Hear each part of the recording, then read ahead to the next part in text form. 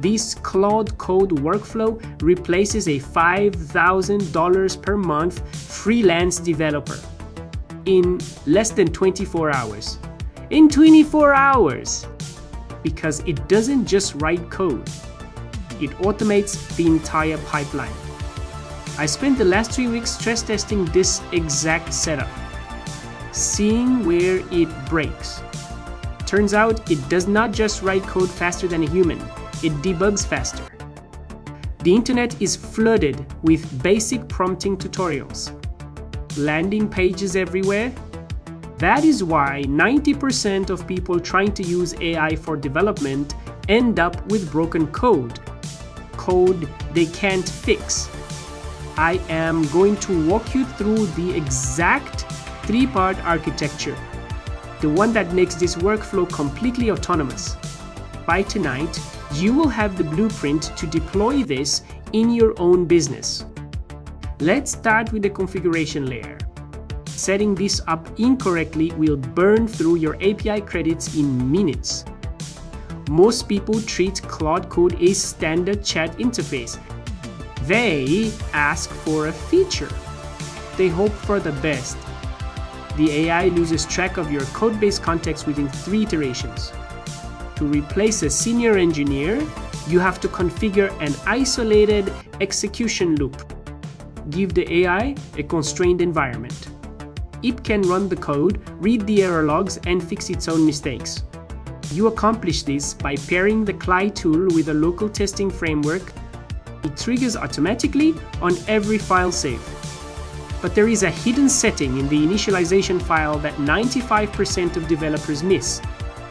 Leave it on default and the AI will loop indefinitely. Minor syntax errors will drain your account balance. How do you stop the AI from rewriting your entire repository? Especially when it only needs to fix a single function. The answer lies in how we structure our project boundaries. To make this workflow reliable, you must implement the system context rule. Explicitly define what the AI is allowed to touch, what it is forbidden from seeing. Create a highly specific configuration file in your root directory. Think of it as a digital fence. When a $5,000 freelancer joins your team, you don't give them access to everything on day one. You give them a specific ticket, a specific file path. You must treat Claude Code the exact same way. Restrict the terminal access to a single subdirectory. The accuracy rate shoots up by over 400%. It stops guessing. It starts executing based purely on the local files it can see. But even with perfect boundaries, the AI will eventually hit a wall, especially when trying to connect to external databases. There is one specific bridge command that lets Claude securely interact with live APIs. It does this without exposing your production keys. Let us look at exactly how to write that command right now. Connecting your local terminal workflow to a live production database usually requires hours of security configuration. We bypass that entirely using an environment variables proxy layer. This keeps your sensitive keys encrypted on your local machine, all the while allowing the AI to test its logic against real-world data points. You run a single terminal command that spins up a mock server. The AI thinks it is talking to your real database, but it is actually interacting with a safe sandbox. This allows the workflow to test thousands of user scenarios in seconds.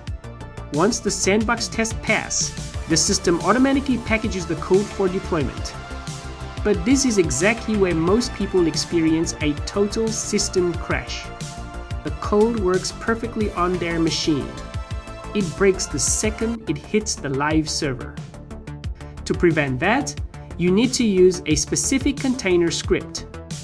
This guarantees your local environment matches your live server exactly.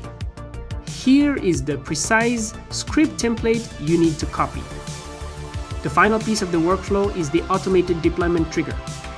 We tie the Claude code output directly into a local continuous integration script. The moment the AI flags a task as complete, the script spins up an isolated virtual machine. It tests the performance under heavy traffic. If the payload time drops by even a millisecond, the deployment is instantly rolled back. The error logs are fed straight back into the AI.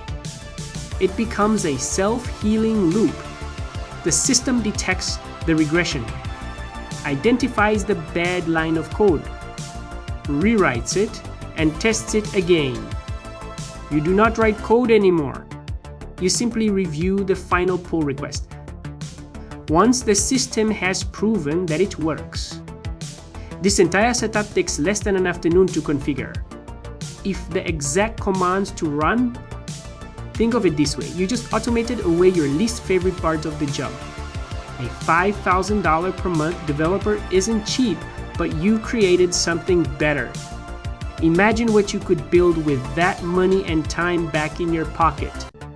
For the full documented command list, drop a 600 in the comments.